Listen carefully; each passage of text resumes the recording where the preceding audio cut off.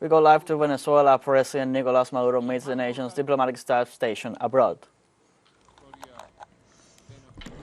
The story of our country, the plundering of the United Kingdom that pretended over our territory.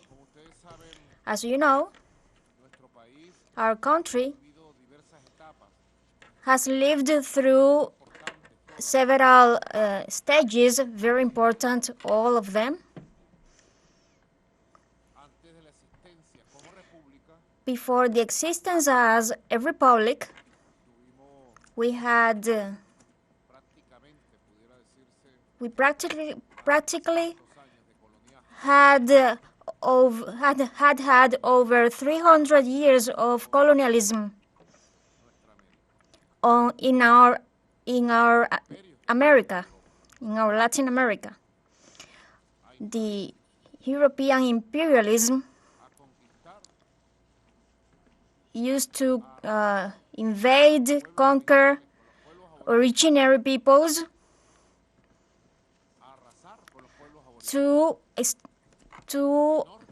deprive the originary peoples of their lands from north to south.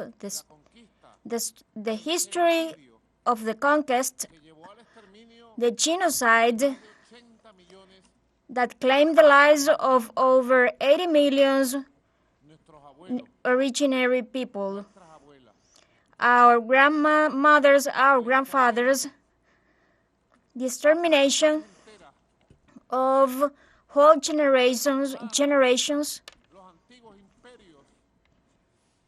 the ancient empires like the Spanish Empire,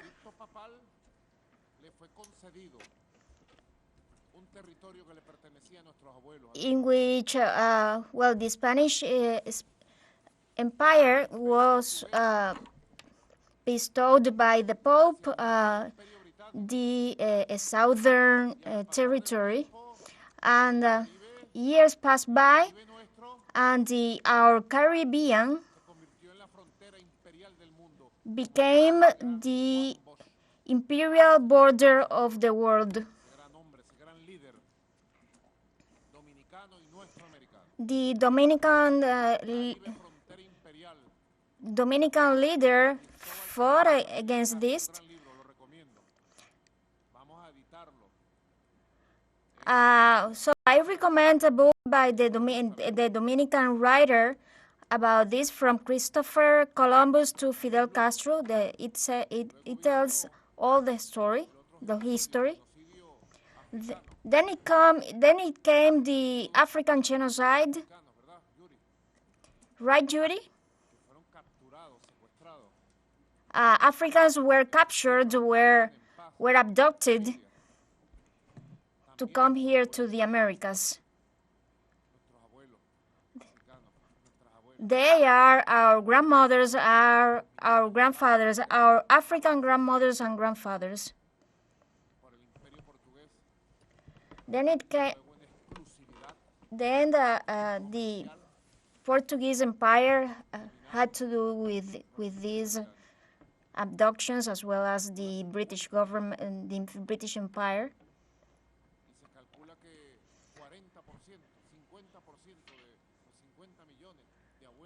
It is estimated that 40 to 50% of our grandparents were forced to come here by the imperialism. They were forced to leave their countries as slaves. So we inherited their rebellious energy, and so they founded several places that we have seen today. Over 300 years of colonialism. Venezuela is under a very important debate for raising awareness. Centuries ago, years ago, imperialism has lost in the history of Latin America. So our history tells how imperialism shared our lands, peoples, nations. Attorney Syria, very wise attorney.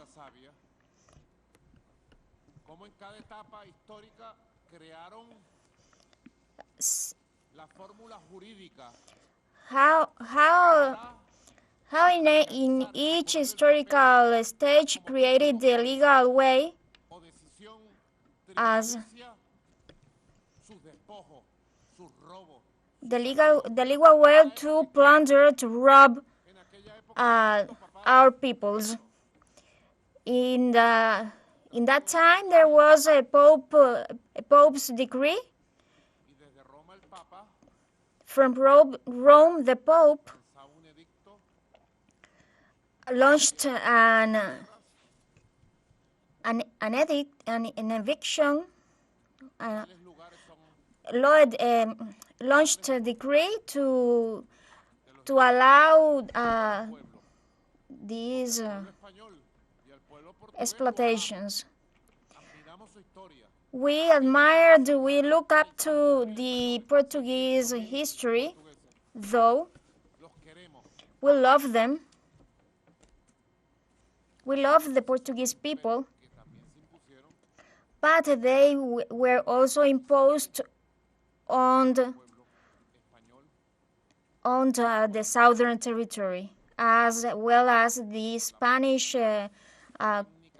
imperialism.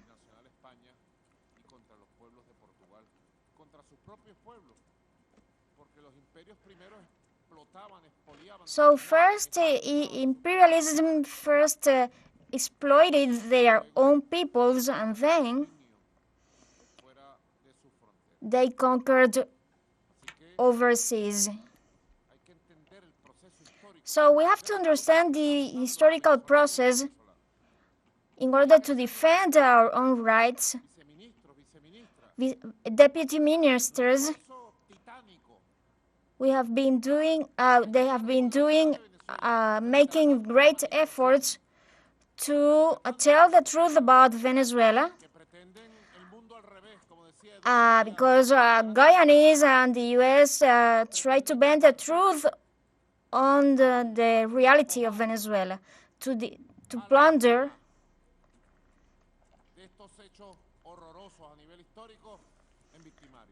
our territory and to make us instead of victims being the oppressors. Well, I want to add a set of documents in this dialogue that we are broadcasting. Would you allow me my phone, please? My telephone? Just if you can see something on it. Let's see if let's look at my WhatsApp.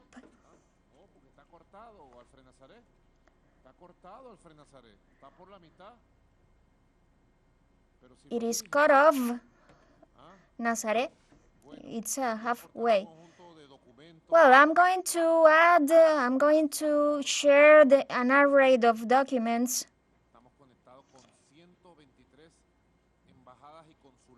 We are connected with 123 embassies all over the world, Asia, Middle East, Latin America, the Caribbean, across the whole world. We are connected to add some necessary information to gain the battle for the sake of our homeland, Venezuela. 5 historical times. The first historical time,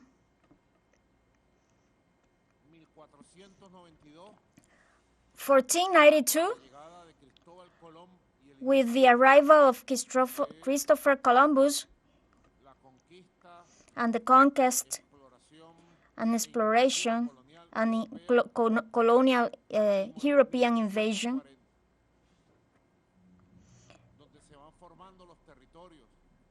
in 1840, when the colonial territories are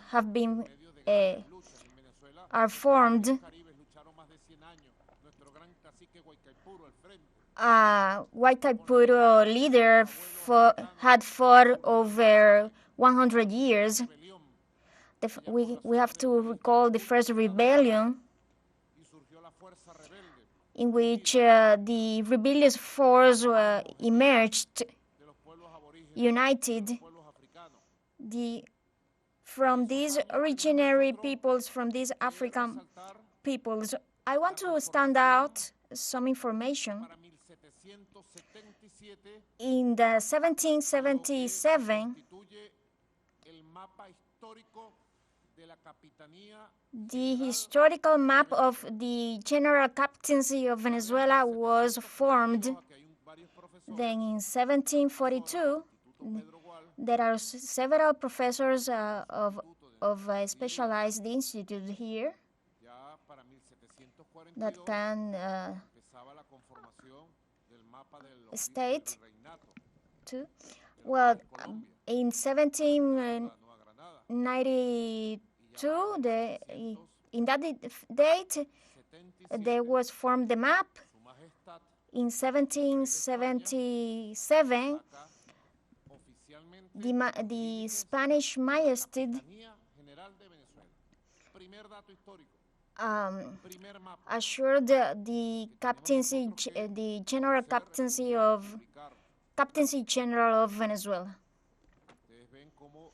You can see how is delimited there on the elephant's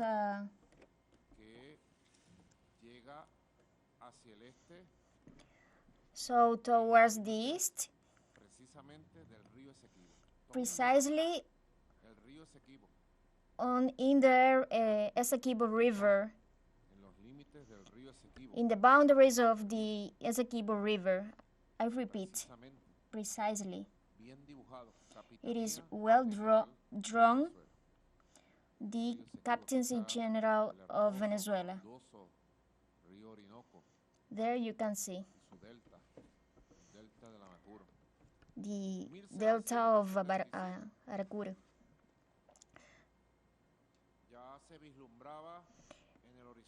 In the 1786, the rebellions of Tupac, the indigenous rebellions and African Venezuelans descendants rallied. So it was the onset of struggles. So the century ended very warmed, with lots of rebellions. So some revolutionary movements emerged. So in Caracas on April 19, 1810, there was the first step of autonomy.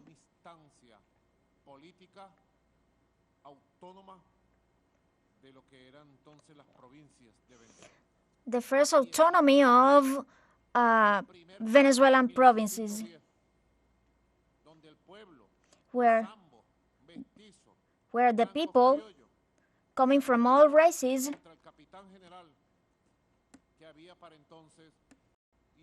rallied against the general captain And so it was formed the first autonomous provinces that led to the Constitutional Assembly, triggering our absolute independence in 1811 and the foundation of the Republic. Independence and Republic, they were always sisters. It was the first constitution approved in our Americas. A freedom constitution full of force, equality, foundational. So, and it is then the political map of Venezuela was created in 1810. Then historical processes advanced. The First Republic was founded by the Constitution of in 1811. Then it was Francisco who arrived in December 1810, participated as a legislator, congressman. He was a very patriotic man, predecessor of Simón Bolívar, our great liberator.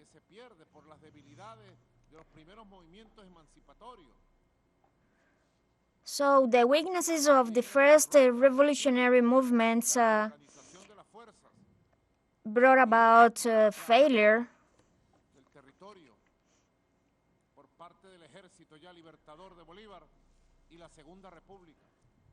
And so Bolivar forces tried to get Venezuela independent, but the weaknesses they used to have led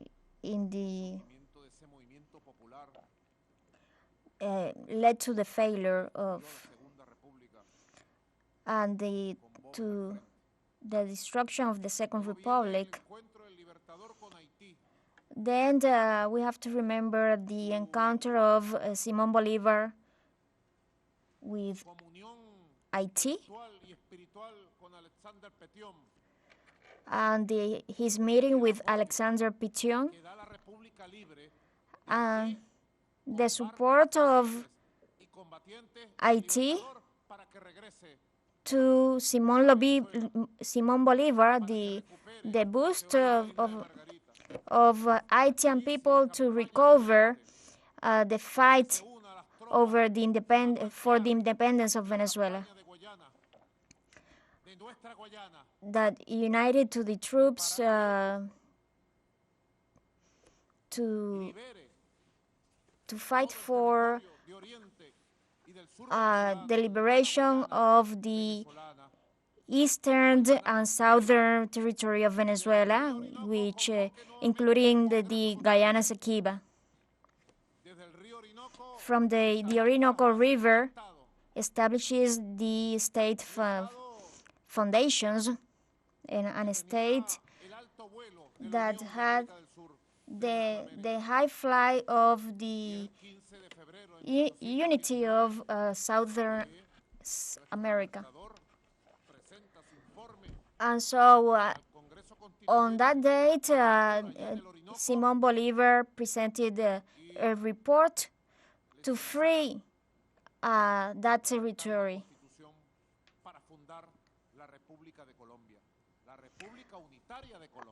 And so he requested to found the Unitary Republic of Colombia. So he did it on December 17, 1919. The revolutionary government founded Colombia. So Colombia is born in the Orinoco, projected in the territory in which used to be the New Grenade Viceroyalty.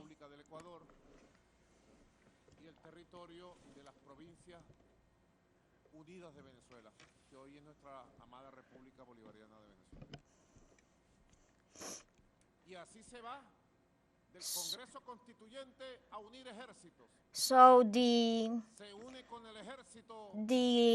legislators, Congress, united armies, Venezuelan, Colombians, all fighters from the plain, from several various places.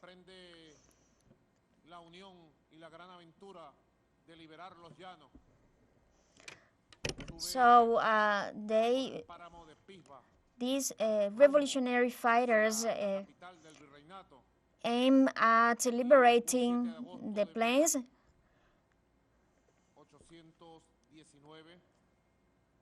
In August 1819,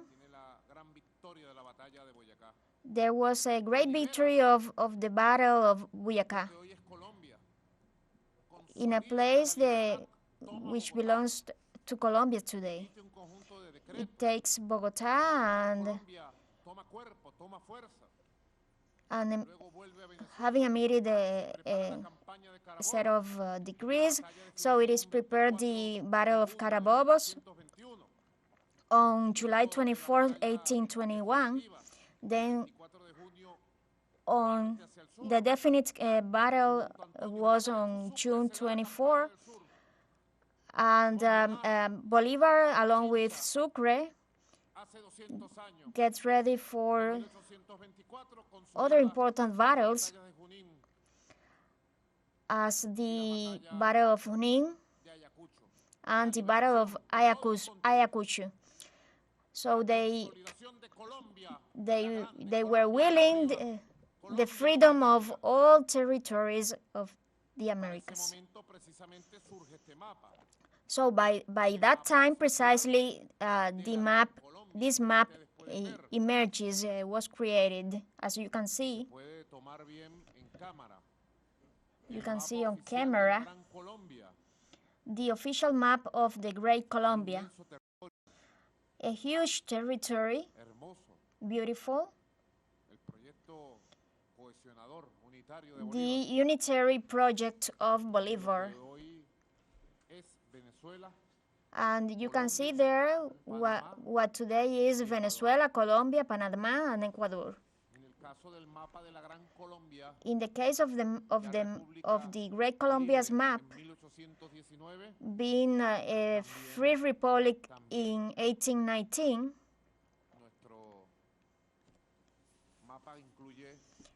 as our map includes the Guyana Essequiba. From the Essequiba River, in the east, everything is Venezuela and the Great Colombia.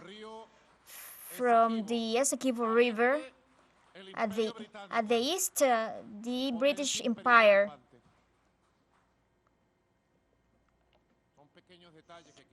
There are tiny details I want to share with you.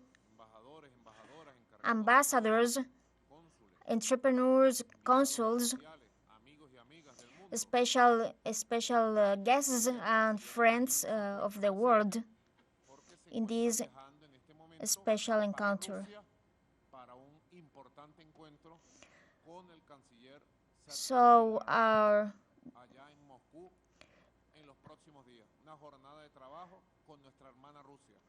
we will have a labor work with our sister Russia.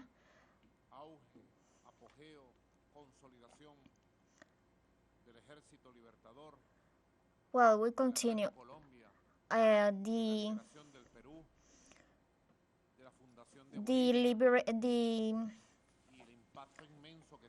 The Colombian armies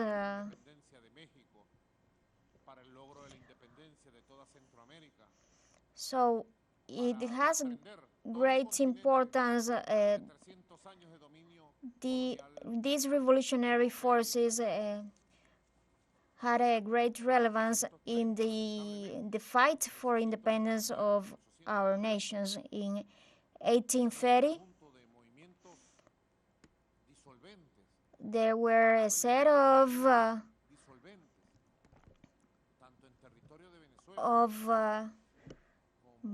very easy movements to split.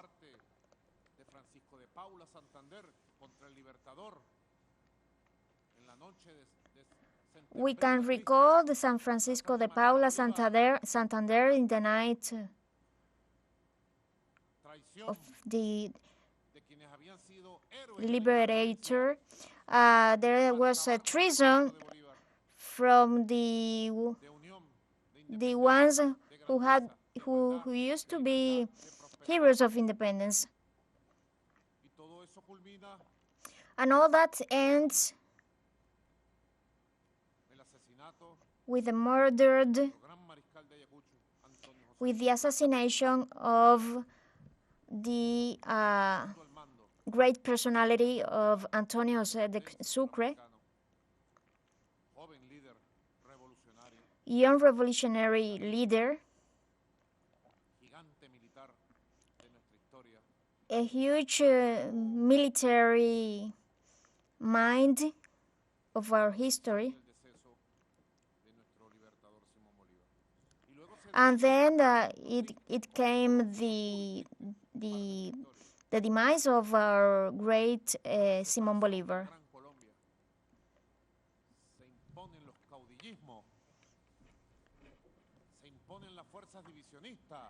Then the divisionary forces imposed, as well as treason, and in each of our countries,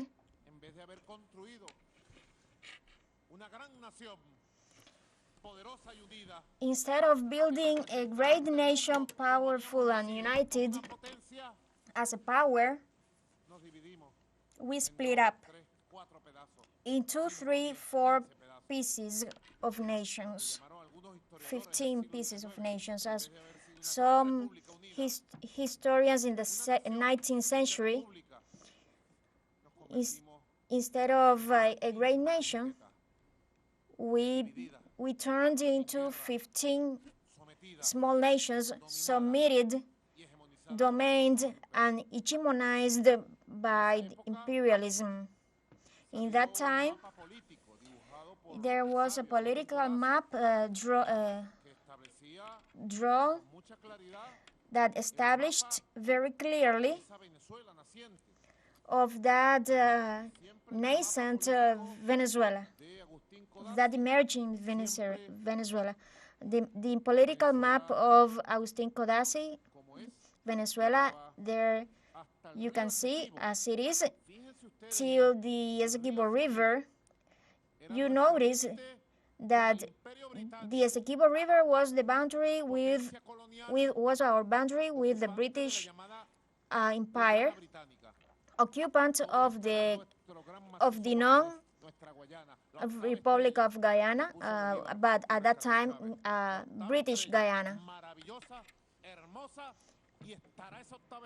Wonderful, beautiful. You can see the Essequibo territory. No one would deprive from us the remarkable star of Bolívar, the Essequibo, our Guyana Essequiba. 1840. Well, I don't want you to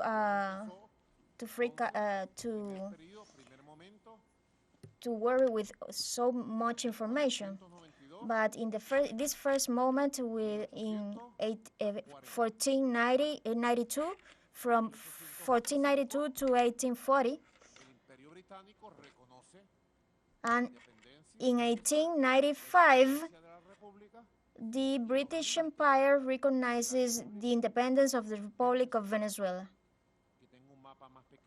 I have here a smaller map in which you can see the the expansionist lines, the colonial advancement of the British Empire. But the first map is the one I'm interested the most right now. Syria. The first map, it's when the British Empire recognizes the independence of the Great Colombia and the Essequiba as part of the Venezuelan territory.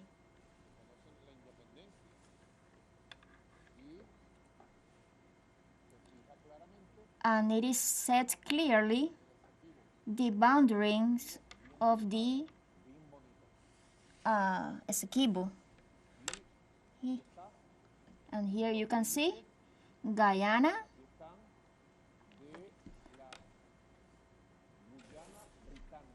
the British Guyanas. Just pay attention to the boundaries.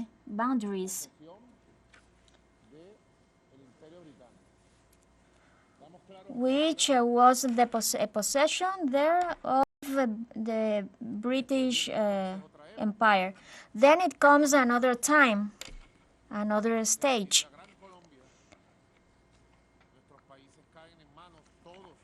Colombia split up, and our countries get plundered.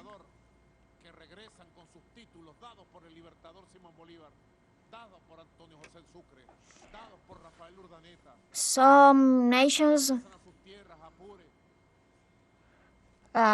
get independent thanks to our great Sucre and Simón Bolívar. They managed to return to Guyana, to the Andes, to work the lands. After the victorious war, our soldiers, our fighters returned victorious with a triumph. So there are dozens of testimonies in the history in which lands and lives are robbed. From 1846 to 1848, the people get organized. They call themselves to the fight. A popular leader of a tiny people decided to fight against colonialism, named Ezequiel Zamora, a great fighter of that time. He protested against the Páez treason, against the delivery of the country. And then it emerges a period from 1840. So I have worked with several experts on this issue to do pedagogical work with our youngsters and with our friends of the world. And then the second moment began in 1840, ended in 1899, which is named plundering and arbitrary fraud. So there it is characterized by a war of regional protesters. On January 1st, 1860, all that period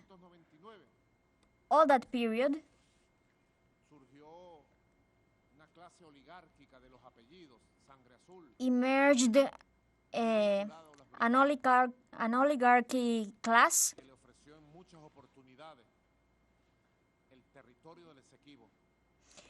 which offered the Essequibo territory to the British Empire in order to be protected by this empire. So they used to they love to send our homeland.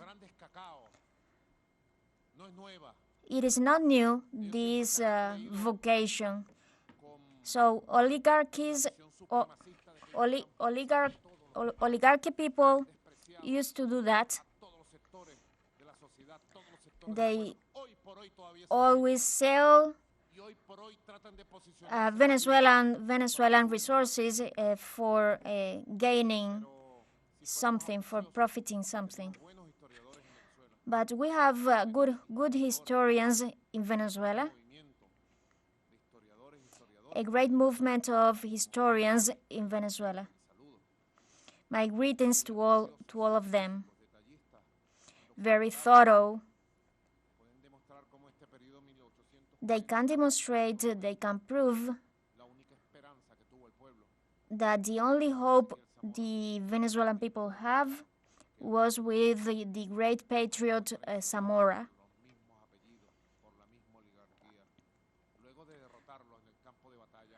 who defeated the oligarchy people with a great popular uprising of 1859. So in that period, I can show you the Schomburg line. Schomburg was a British explorer that used to be a spy, a scapegoat, who explored the Guyana Essequiba, and by the rules of the people of the time, they published some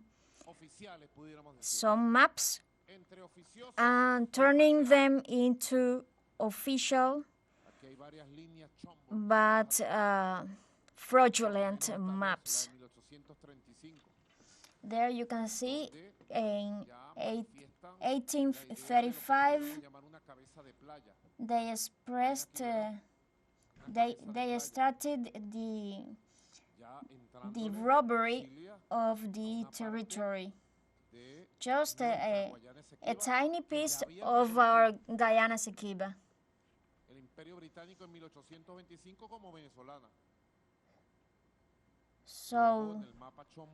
So there in the Schomburg line in 1840, for the first time, this famous explorer showed his expansionist ambition of possessing the whole Essequiba, the whole Guyana Essequiba, which had great gold wells. After the death of this explorer, another historian drew another map extending the territory of the Essequibo. A very difficult period for the existence of the Republic, this second period.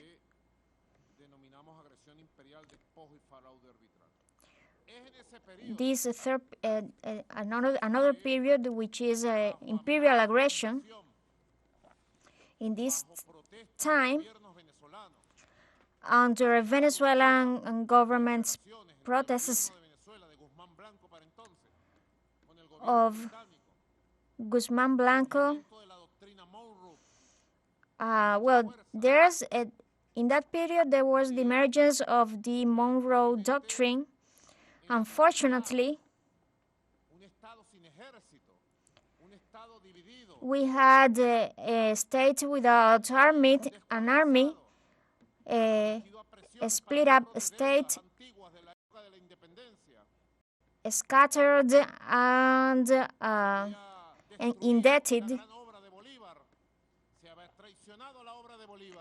So there was a betrayal of Bolivar's work. There was a extreme division. We were a subjected country,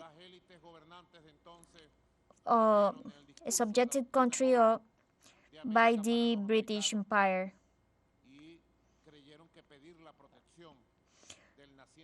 Since they requested the protection of the U.S. as a guarantee to recover Guyana Essequiba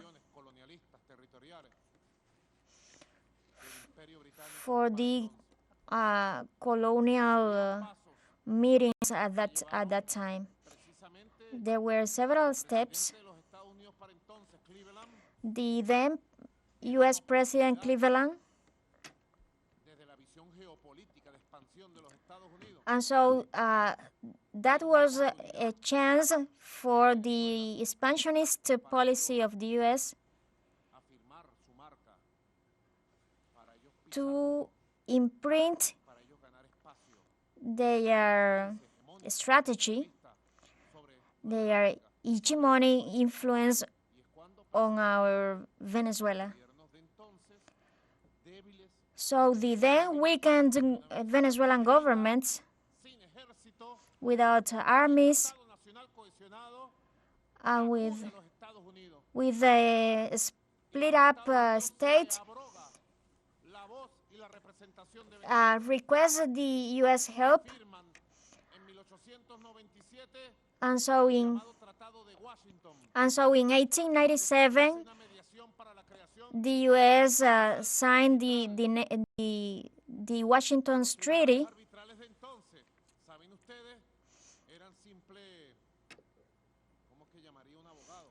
As you know, these were basic legal procedures to plunder our territory. That was the situation, the scenario in the 19th century. Unequal formulas which are null and void. The ends of the 19th century and the beginning of the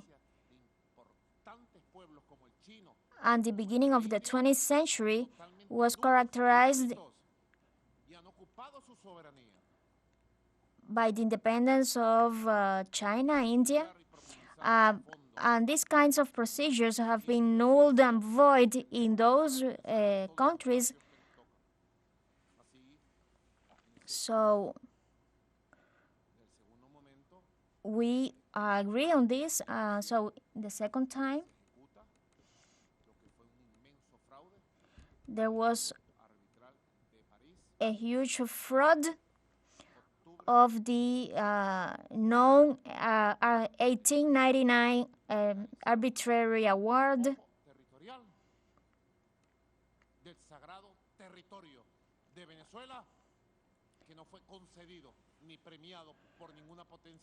as the sacred Venezuelan territory was not bestowed by any power whatsoever. It was gained by the the fight of Venezuelans.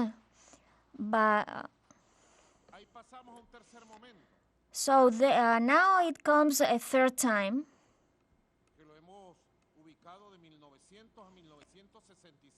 which we have located from the 1900s to 1966.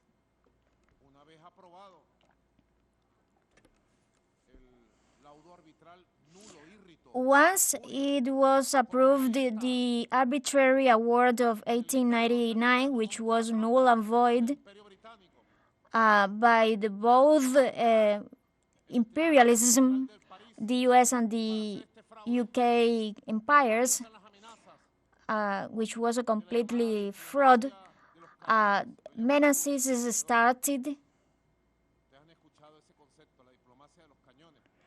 You have heard that concept of the diplomacy of canyons.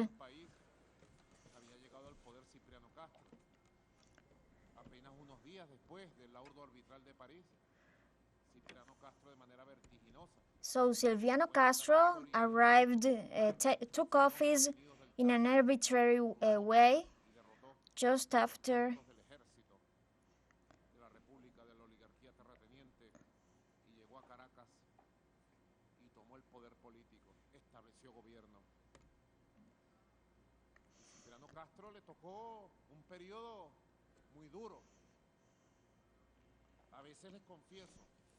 Well, Cipriano Castro was a fighter who defeated the oligarchy at that time.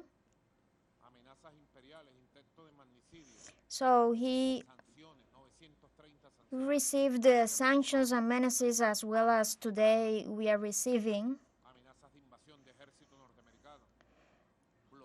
Menaces of the US invasions, blockades.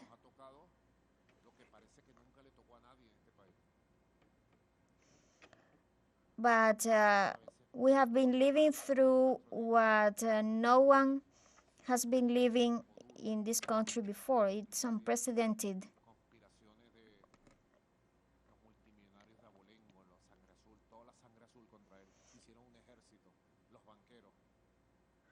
Well, referring back to Sylvia, to this then president, he suffered from several conspiracies from the oligarchy. In December 1908,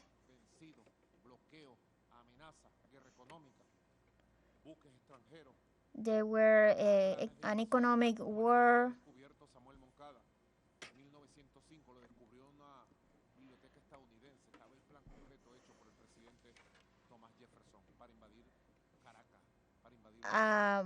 So there, a great personality, a great Venezuelan personality discovered the U.S. plan of getting possession of Venezuela. Then Juan Vicente Gomez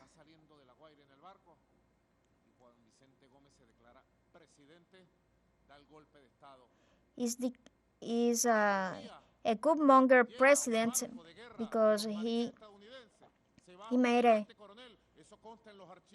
a coup d'etat.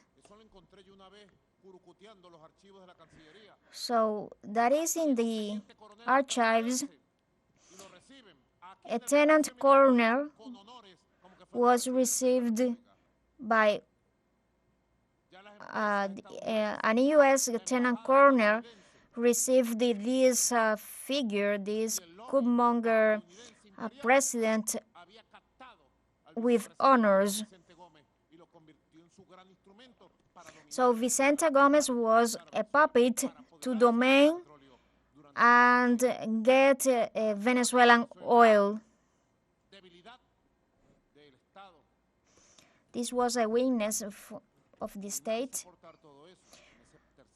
We have to stand up for all this. We have to bear all this. Then the Second World War appeared, and afterwards, thanks to the Red Army of the then Soviet Union, emerged the United Nations organization, and it was the building of the international public right, and in that period coincides precisely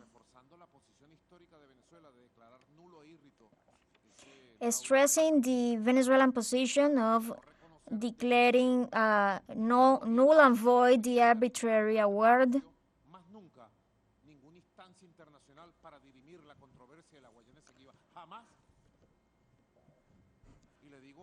So Venezuela doesn't recognize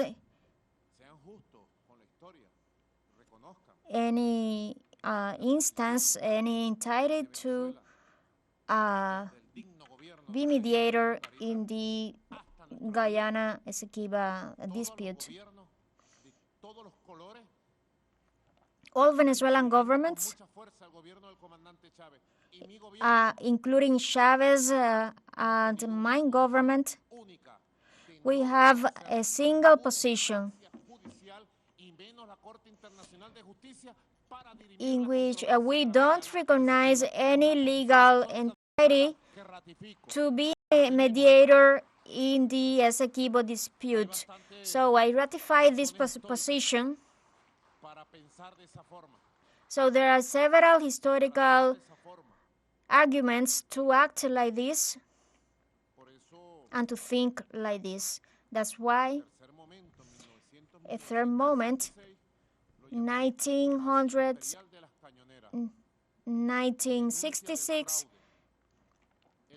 the diplomacy of canyons, the fraud. In 1946-49, mostly attorneys imposed by the U.S. in the Paris Court in 1899,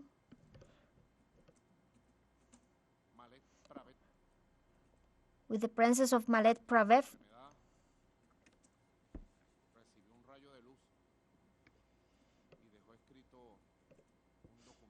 Mavet Pravet left a testimony after his demise how this fraud was committed, in which he described how this fraud was committed.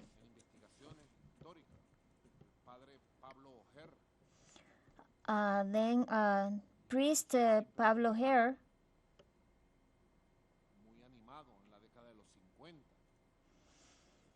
very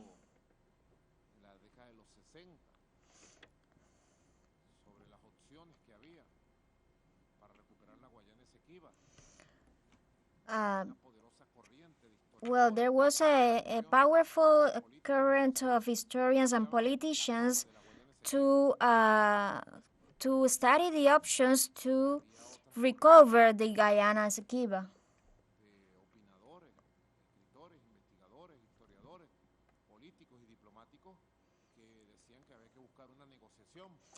Diplomats, historians, and experts said there was a need to find out a solution to recover this territory.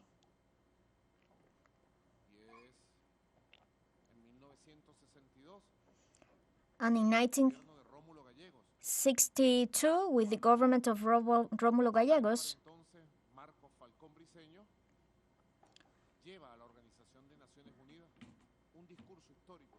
and Malcolm Falcón Briceños presented at the United Nations a report expressing the plundering and the robbery of the Guyana Essequiba.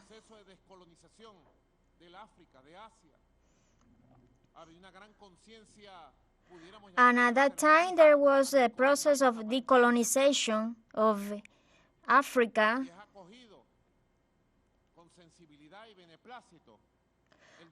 and so the speech of these diplomats is well welcomed at the United Nations.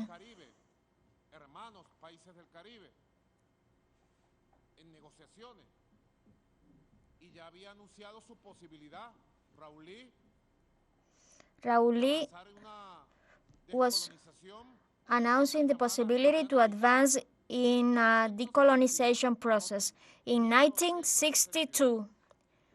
Pay attention to the year. So negotiations advance, and in 1966, on February 17th, 1966, under the government of Raúl Leone and the Foreign Minister Baron Borges, was signed at the United Nations and with the view of the international rights. Was signed the 1966 Geneva Agreement. So,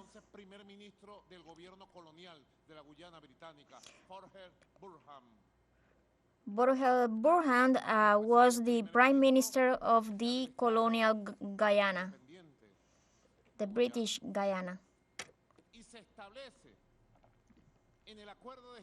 So it is established in the Geneva Agreement a very important position.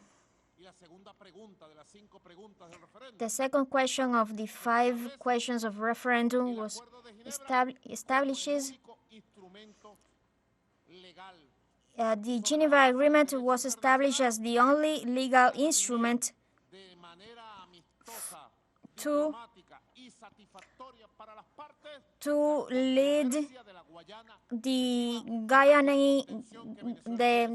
Essequiba controversy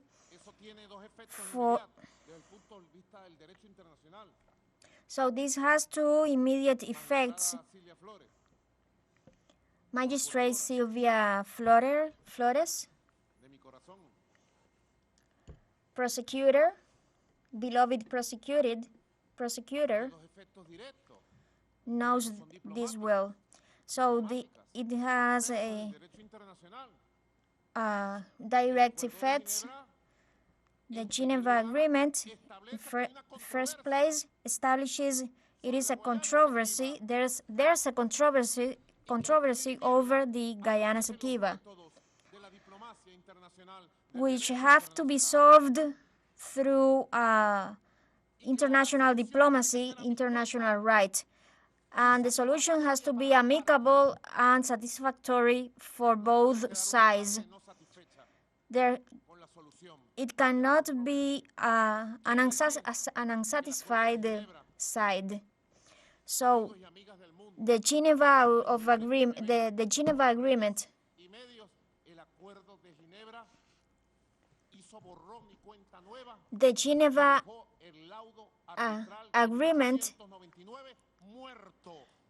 let the arbitrary award null and void, a very null and void, a dead document, because the British Empire would believe the arbitrary award would solve the dispute. It wouldn't have signed the Geneva Agreement, which the British Empire signed. That's the first aftermath. Second effect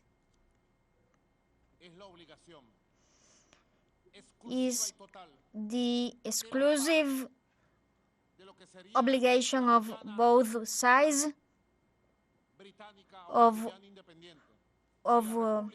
was then the British Guyana, which is now the Guyanese government. But it is only through the Geneva Agreement, by both sides' convenience and acceptance, as it always was, to sort out this dispute. Very important.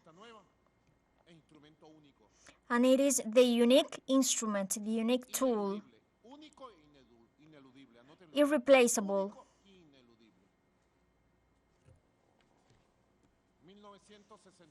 1966. Then, months later,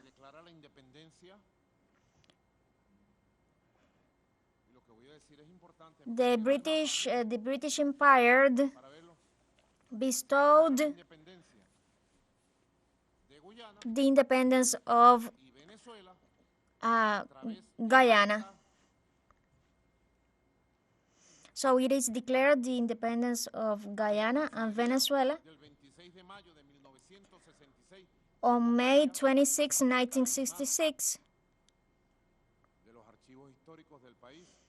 I have some copies from the historical archives of the country.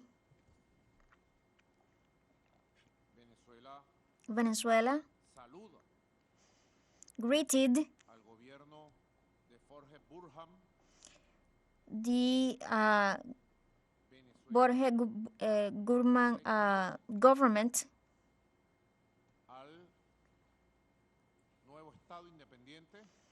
Venezuela greeted the new independent state and left a copy of this legal document about the controversy over the Guyana Essequiba territory. So this is very important because it is intended to be manipulated, and it shouldn't be. So on May 26, 1966, Venezuela recognizes the independent state of the Republic of Guyana. As this letter said, it is from the Essequiba River over there, beyond that. But from the Essequiba River to the western part, it is ours. So I have one part of the reserve of these archives. Here we can see the map.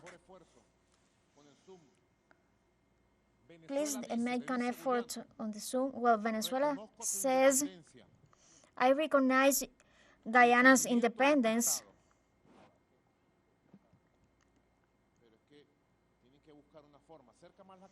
but there have to be a way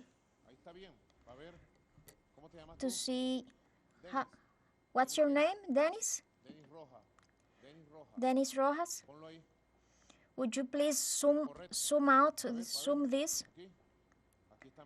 Very right, better. This is Venezuelan map, which seems like an elephant, right? This is the Venezuelan map.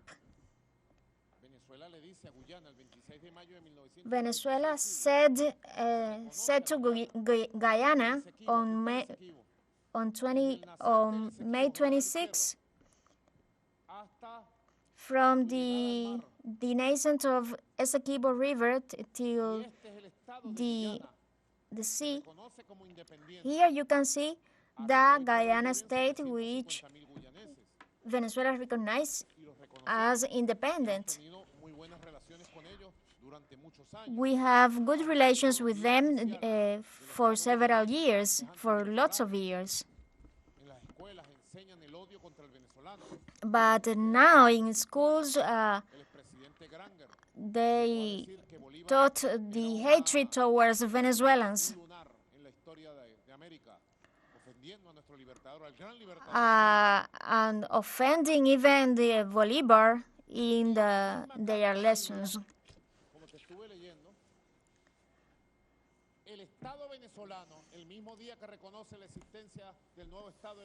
Venezuelan state reserved the whole Guyana Essequiba territory to be sorted out in satisfactory and useful negotiations. So there are are about 50,000 people and lots of originary peoples.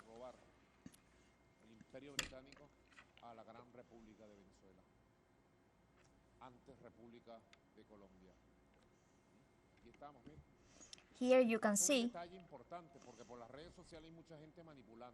it is a very important detail because there are lots of people bending the truth. Here you can see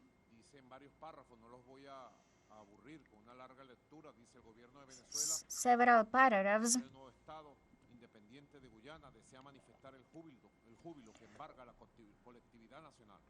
So the Venezuelan state expresses its joy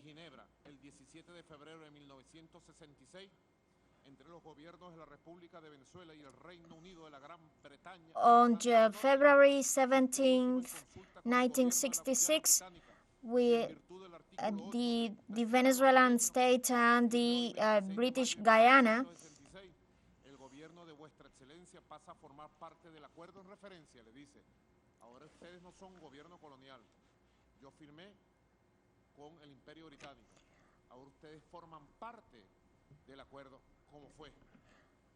so it establishes that the agreement signed with the British Guyana is enforced with the Guyana state. So as it says, it doesn't imply any resignation of all the duties and the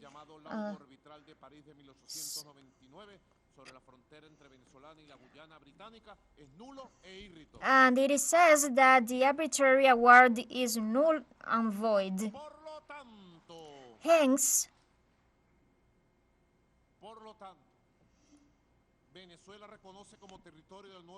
Venezuela recognizes the Guyana Republic as a new state,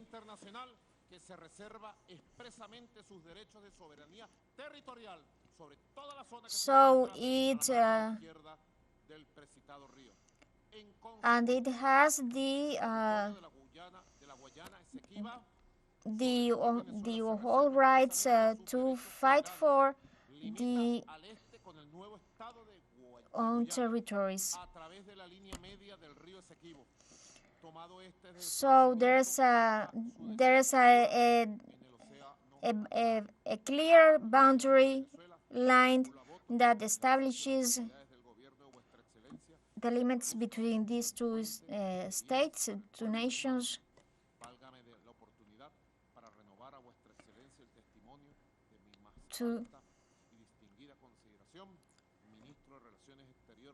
Well, that's the foreign minister of Venezuela stated all the details of Venezuela's rights, and we can provide multiple documents about these agreements. So we enter into the time of 1966. Estimated world friends, China. In China, it's 1:11 a.m. and in Japan too. In Europe,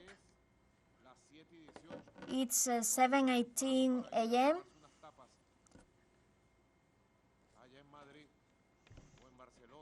And there,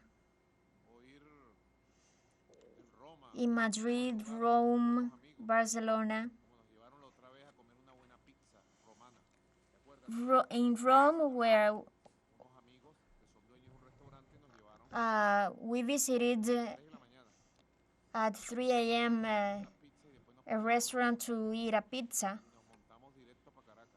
and then we returned to Caracas, and Italians were very friendly. They wanted to to read us. Well, let's enter into the fourth time, 1966, 2015.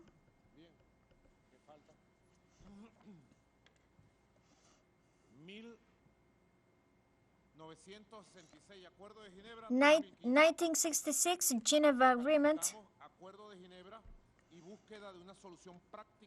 and it is named the Geneva Agreement and the search for a satisfactory solution.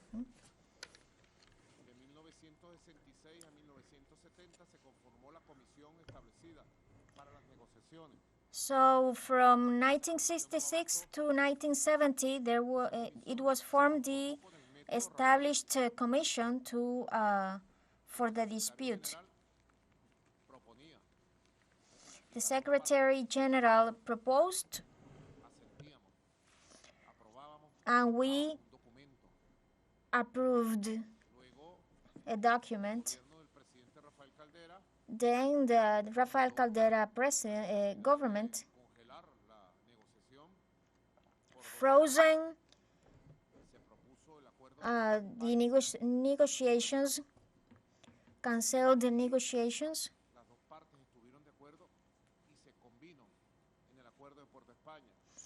and then in the agreement of Port Spain was achieved the consensus.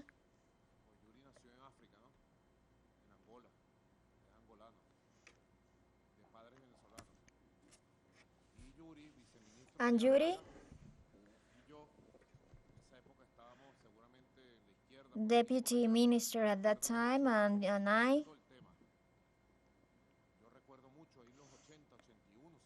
I recall the 1980s.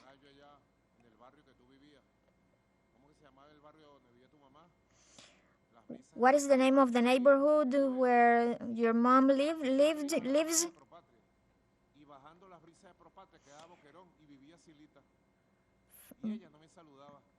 Bojerón, and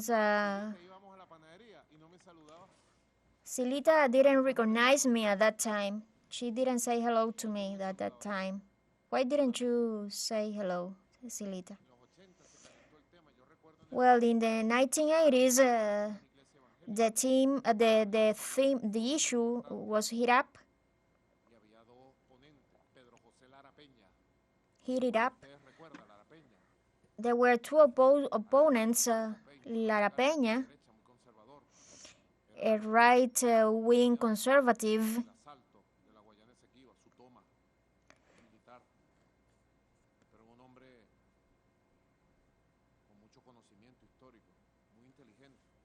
a very wise man, but and Jose Vicente Rangel, and so the theater was crowded. Outside were about 5,000 people, and they all said, Guyana Essequiba is ours.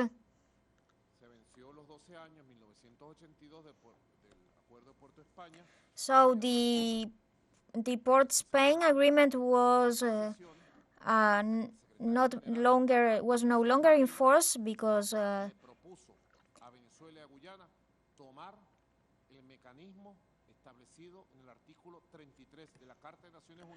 so then it was proposed to take the mechanism of the UN Charter of Article 33. And so Venezuela accepted. Venezuela and Guyana accepted the mechanism of good offices.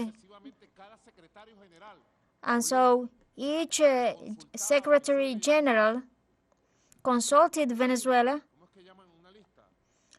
a list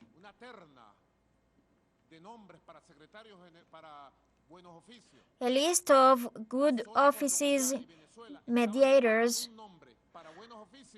And so if Venezuela and Guyana didn't agree on the names, on the appointments, the appointments were canceled because it was respected the Geneva Agreement, the satisfactory agreement. So when Chavez was president, it was activated, it was enforced the mechanism of good offices. So these are very paramount details to tackle. Could you bring me some important information? Second time, third time, fourth time? This fourth time, Geneva Agreement, search for a practical solution. 1966 and 1970, Port Spain Protocol, and the role of good offices.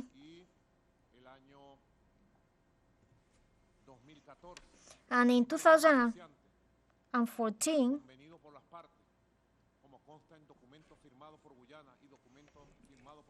it was convened by all sides. Well, there were several good offices mediators, as in 1999, 2007, and well, then we established a negotiation of another good office mediator.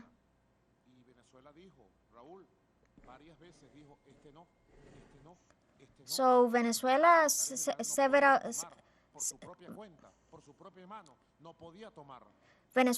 times didn't accept the mediators because the Secretary General couldn't decide along these appointments. I recalled a Caribbean professor,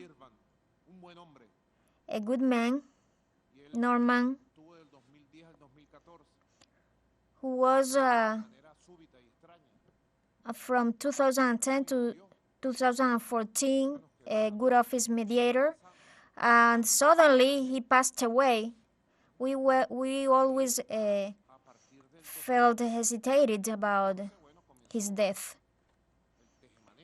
So from this moment on, we began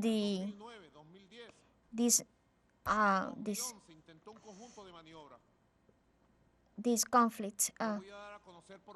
So Guyana attempted a set of maneuvers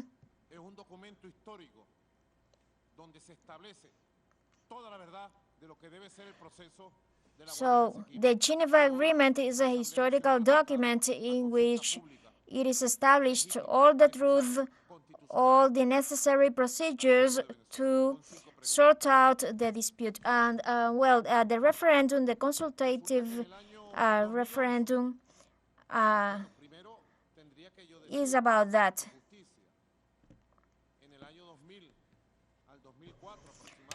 From 2000 to 2004, we were in full campaign, in full elections campaign.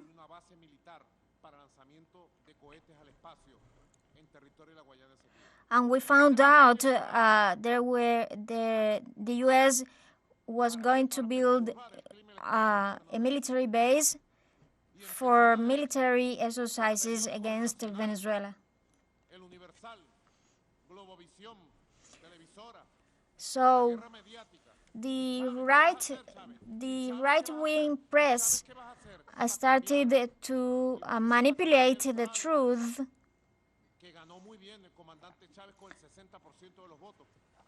But nevertheless, Chavez won the elections by the 60% of votes. Then Chavez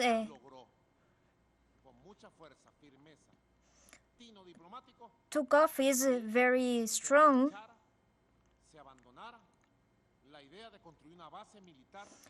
and managed to withdraw the idea of building a U.S. military base in Guyana. This is a very landslide victory of Chavez, of Commander Chavez.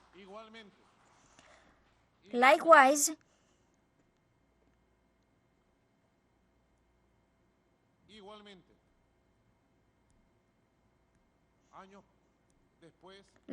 years later, ExxonMobil Transnational announced to possess gas reserves for Venezuela, but we managed to remove that company too. Guyana, in a very abusive way,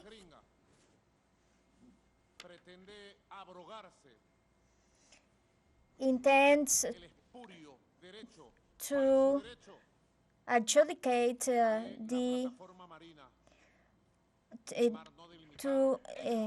possess the not delimited sea of Venezuela. And so at that moment, we have been doing some actions. And so the Caribbean compels Guyana to sit in a negotiation table. And so we went to Port Spain with with Chavez guidelines, with very clear Chavez guidelines. And there, Matos, Roy, did you remember about this? Look at Roy. Greetings, Roy. And hugs. Roy is now in Switzerland, defending the Venezuelan rights. I love you, Roy. You were a very good foreign minister. A start of Venezuelan ambassadors in the world. So he was witnessed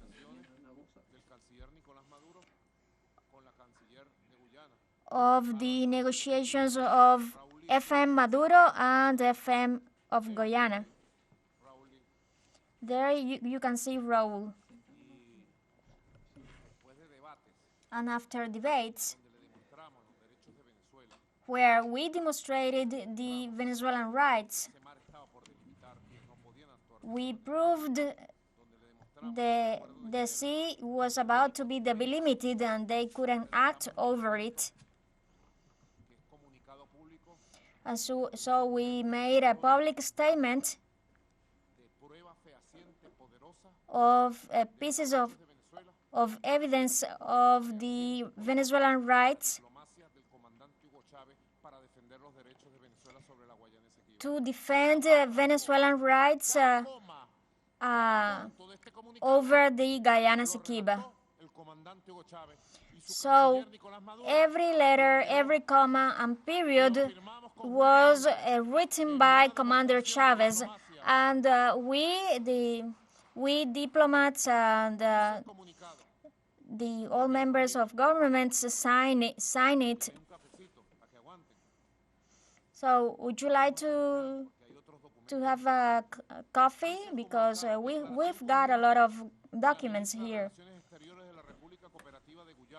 So the Foreign Minister of Guyana,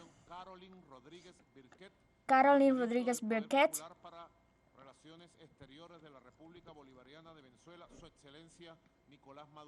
and Foreign Minister of Venezuela, Nicolás Maduro Moros,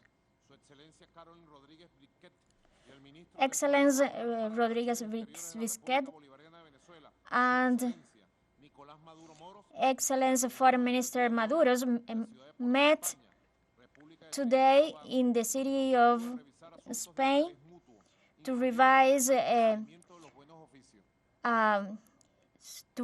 mutual affairs on the procedures of good offices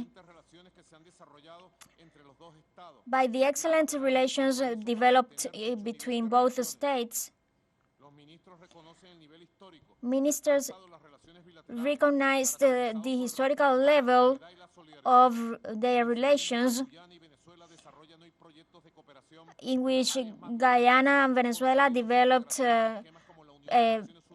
cooperation projects as Petrocaribe and the ICLAC decided that the ties that unite them surpass the legacy of colonialism. So the request made by Guyana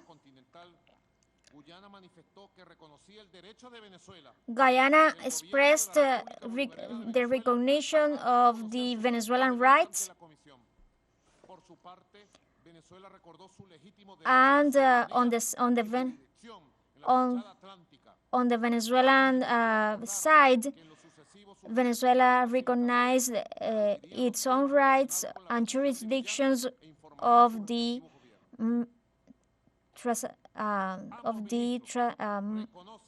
sea.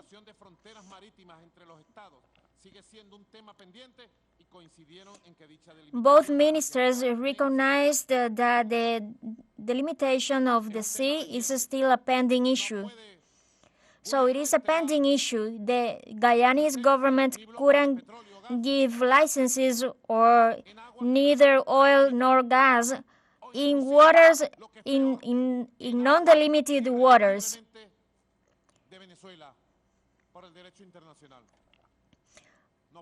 And in areas which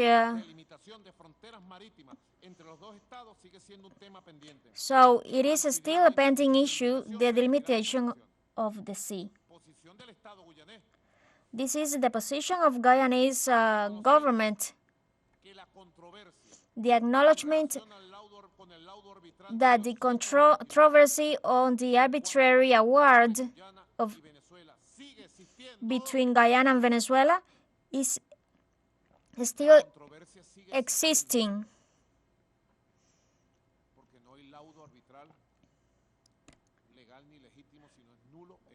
Because there is no legal and legitimate arbitrary award. It's null and void.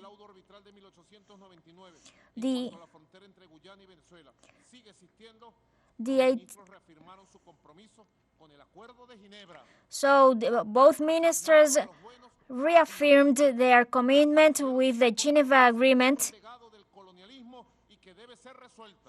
and this dispute should be sorted out. Both ministers informed to the Secretary General at UNGA,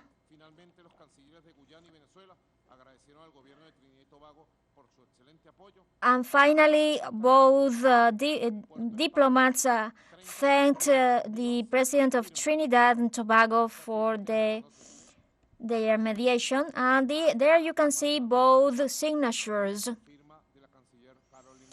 my signature and the signature of the Guyanese Foreign Minister.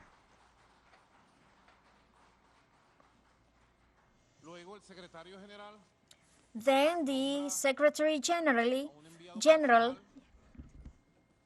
appointed a special envoy to continue with negotiations and options. A Norwegian diplomat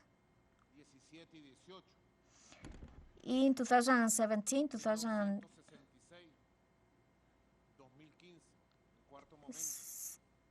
So we have been dealing with the first time in 1966, 2015.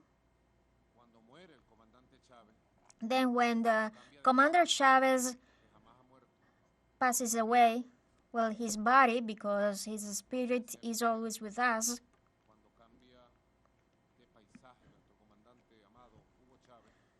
when conspiracies start 2013, 2014. So in 2015, we have got a lot of attacks against the Venezuela. In March 2015, Venezuela is surprised by Obama's signing a decree against Venezuela, stating that Venezuela is a clear menace for the national security of the U.S.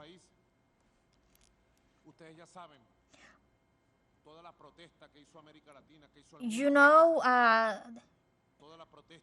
a whole protest made by Latin America and Venezuela against this. And you know that Obama said to me, what Obama said to me, Maduro, I recognize it. I failed. I shouldn't have made that decree, but we are going to sort it out.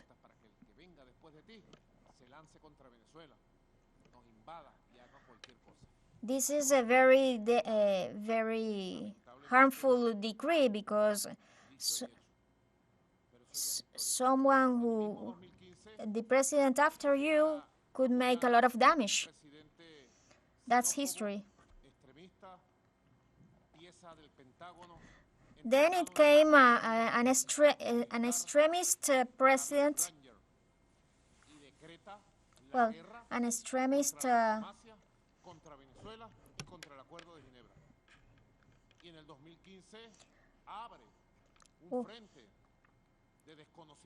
Well, in 2015, it opened.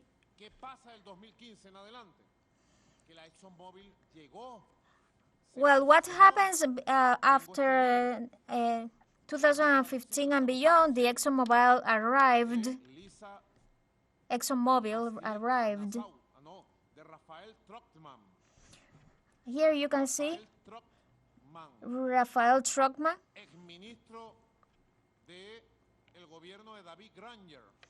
former minister of the government of David Granger.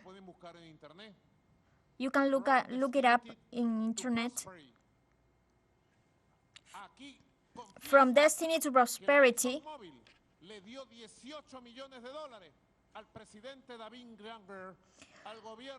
There you can read that the ExxonMobil bribed the government of the the government of David Granger, giving billions of dollars, over $20 billion. So in 2015 began another period. Is the fifth time from 2015 to 2023. It is the moment of conspiracy against Venezuela. It is a multinational conspiracy. From the right-wing extreme against from the Venezuelan right-wing extreme against its country. So we have been witnessing the positions we have kept up in 2018, 2019. The Secretary Generals of the United Nations took a dramatic position. Ban Ki-moon and Antonio Guterres took an ignorant stance, dismissing the Geneva Agreement. A position a position that opposes diplomacy, and so they break the game rules, the game regulations, without the consensus, without the diplomat consensus, political consensus of Venezuela. They threaten Venezuela that if we don't reach to an agreement,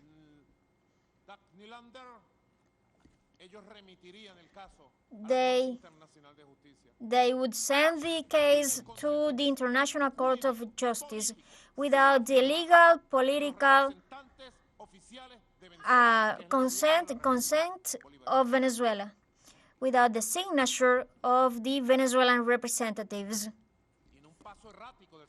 It is an erratic step of the Secretary General, giving power to destabilizing personalities. It is when the Southern Command gets possession of domains Guyana. So the U.S. Southern Command started to do military maneuvers threatening Venezuela. ExxonMobil Transnational gets some vessels around Venezuela. But in the sea pending to be delimited.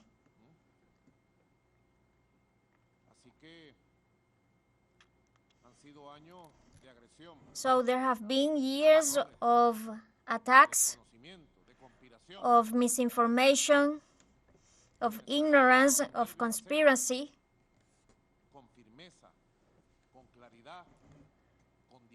So Venezuela is resisting with diplomacy, steadiness, diplomacy. And so we have ratified in the face of ExxonMobil maneuvers and the U.S. government and the puppet government of Guyanese government that the Geneva Agreement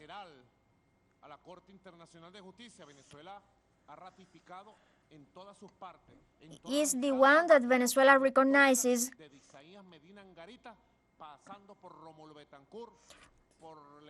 and so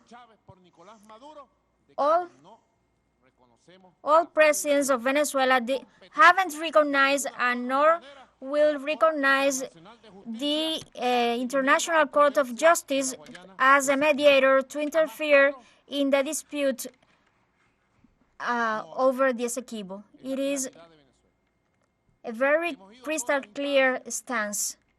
We have come to all entities. We have requested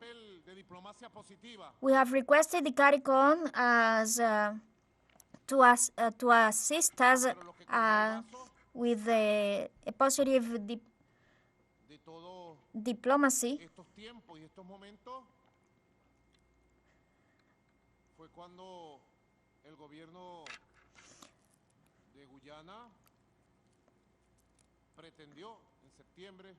But the Guyanese government intended in September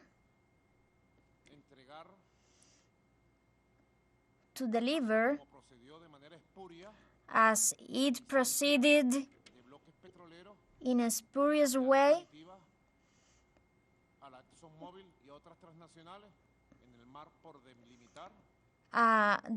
delivered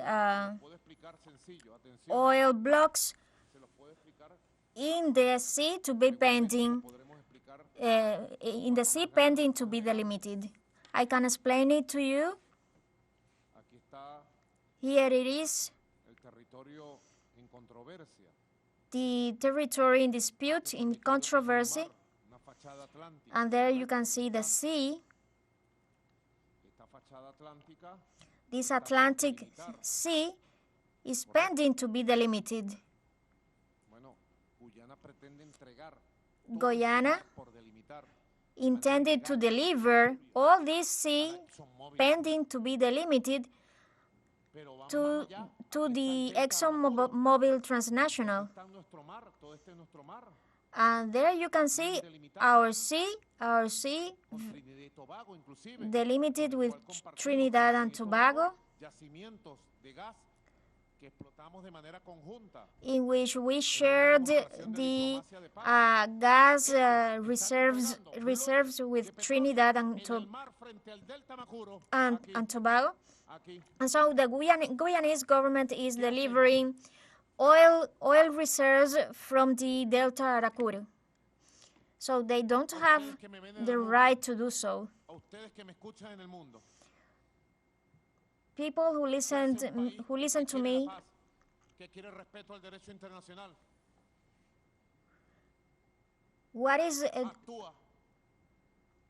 what kinds of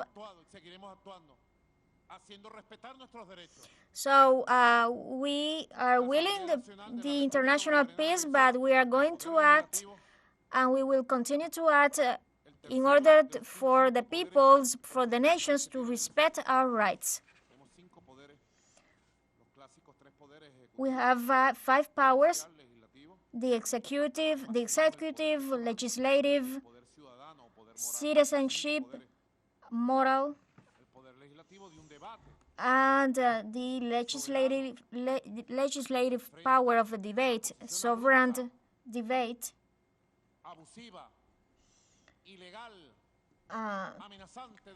to solve this abusive behavior of Guyana.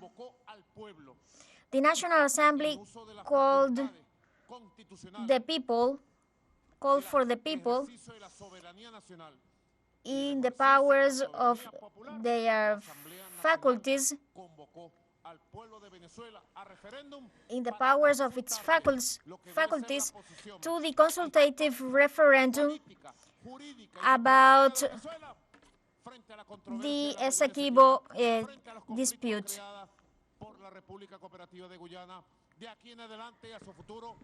From here to the future, in this opportunity as never before, just the people of Venezuela, is going to decide over the fate of these seas, of this territory. Just the people save us. A popular sovereignty. There are lots of documents, as you can see. There are lots of pieces of evidence in favor of Venezuela, which I have been showing consecutively.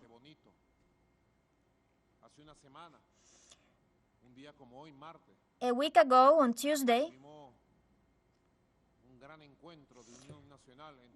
we had a great encounter among all sectors, among all political, social sectors, about this issue at the Teresa Carreño Theater. We had 1,400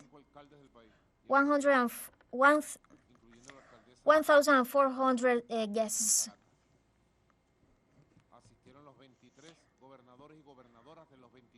Attending the 23 governors of all states, all opposition members and political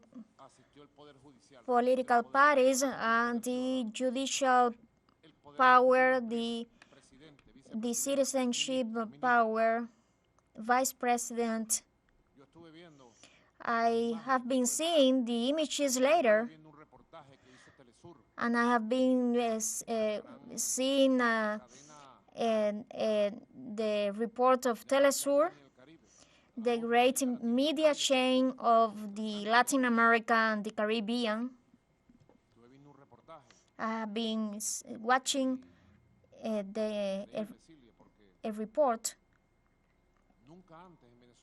Never before in Venezuela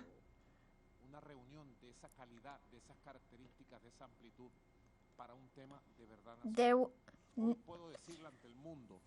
was no such a quality meeting never before in Venezuela. On November 14, 2023, I assure Venezuela has been united to defend its rights to defend the Essequiba territory and to the right of voting on the referendum. Manuel Vadel, the diplomat in Brazil, in Kuwait, I see the Kuwait ambassador, and another outstanding ambassador, Jorge Valero, an outstanding diplomat of Venezuela, among others. Greetings to all. You can feel proud that Venezuela is united. All sectors are incorporating to the debate to clear up the facts, the evidence. Thank you very much, partner Josefina. Tatiana Josefina for the world. Well, there you can see some flyers.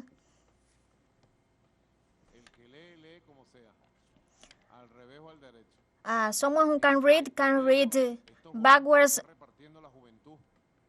and in the right. Well, this is what youngsters are giving to all people. The Essequiba isn't ours. Venezuela is just one. Venezuela calls for the consultative referendum. And here you can see the 5 questions which have to be studied. There is a campaign that says vote 5 times yes. In reggaeton, rap, salsa, pop, and several styles. And in gaita, the first that came out. So Venezuela is in peace, and it's going to continue in peace, but it has the right to vote on the consultative referendum. 200 years of struggling against the British Empire, against the advancement of the British plundering.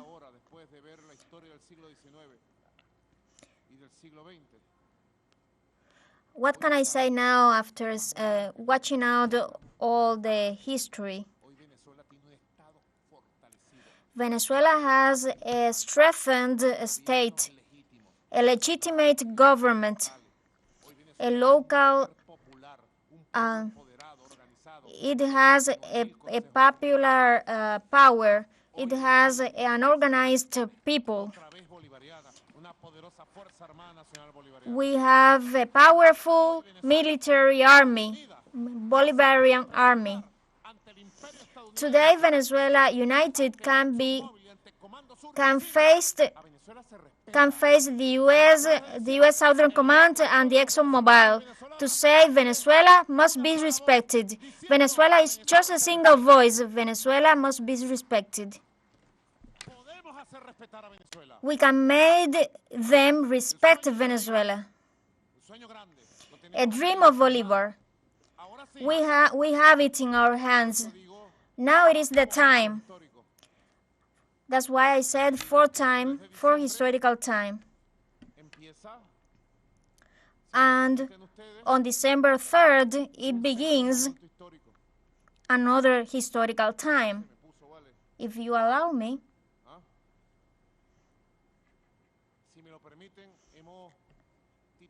if you allowed me, we have entitled this historical time as the time of the consultative referendum, a new stage. This is our time. So the 5 questions are very well defined. You have been knowing them all.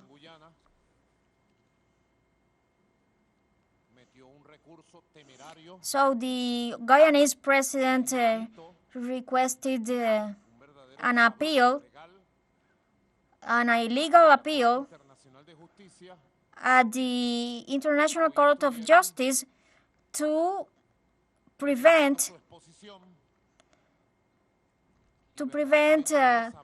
the consultative referendum. In a desperate attempt to stop us. And the first thing they said, this referendum is null. And then Guaidó in Miami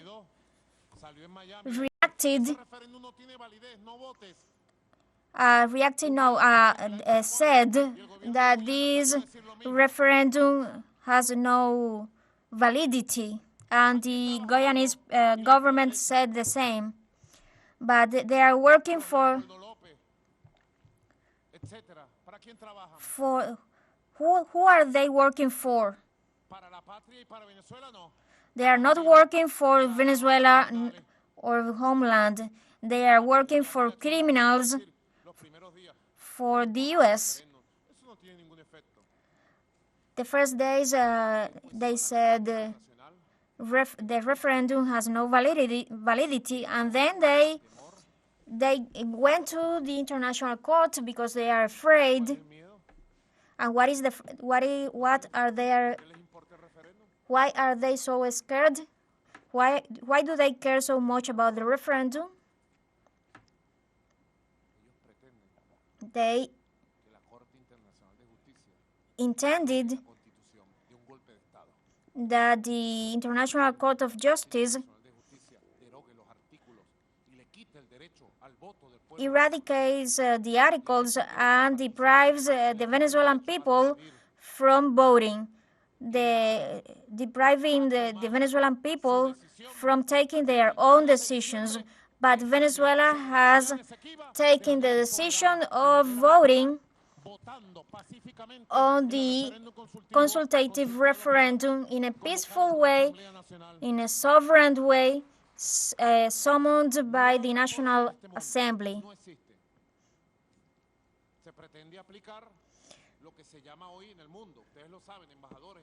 So it is intended to be applied what is called in the world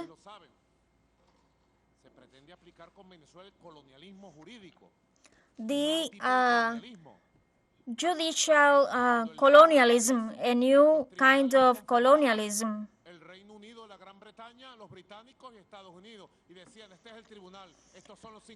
So when the British Empire appointed the 5 judges of Venezuela in an arbitrary way.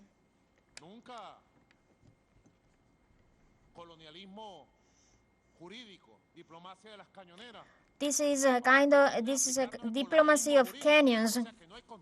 This is a judicial colonialism, illegitimizing, making the Constitution not being legitimate, but the Constitution. So it is a very illegal.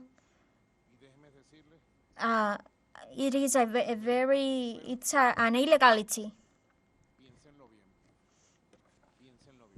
So think over this. But we are very determined and very prepared to vote. We have been doing a pedagogical electoral campaign So on the blessed Sunday, on December 3rd, we all Venezuelans are going to vote for the consultative referendum. 5 times a yes. Well, I hope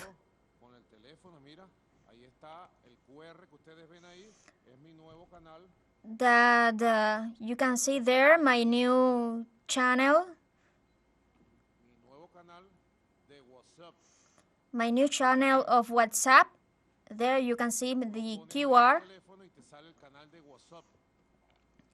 You can see there on your telephone. There's a debate on the pronunciation of WhatsApp.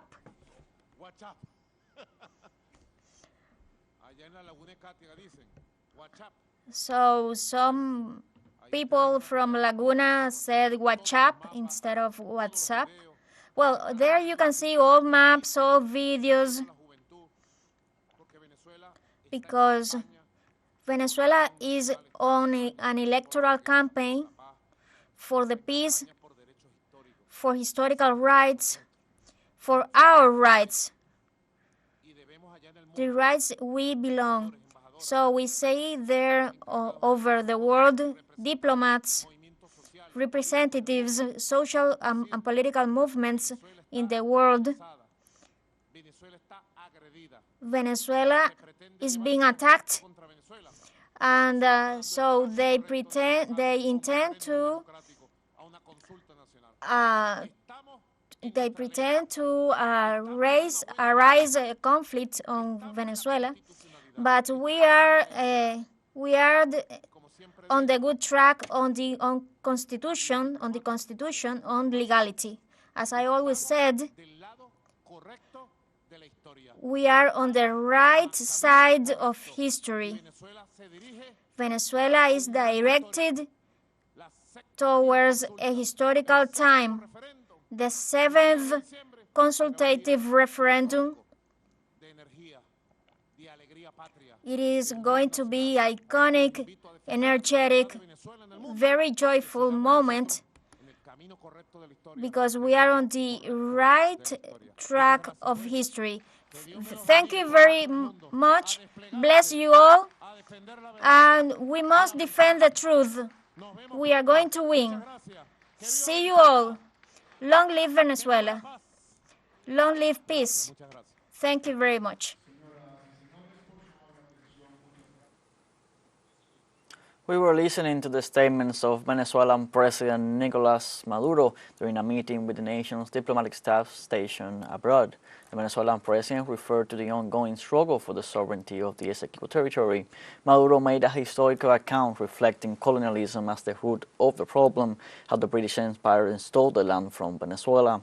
The Venezuelan president denounced imperialism that imposed legal mechanisms to plunder other nations' resources and peoples. Maduro highlighted the importance of understanding the history of our peoples to better understand why today's struggle for sovereignty is paramount. The president ratified his government position to not let any legal foreign entity nor the International Court of Justice to rule over Venezuela's internal affairs and sovereignty. We will have more on this and many other topics in upcoming news briefs, so stay tuned with teleSUR English.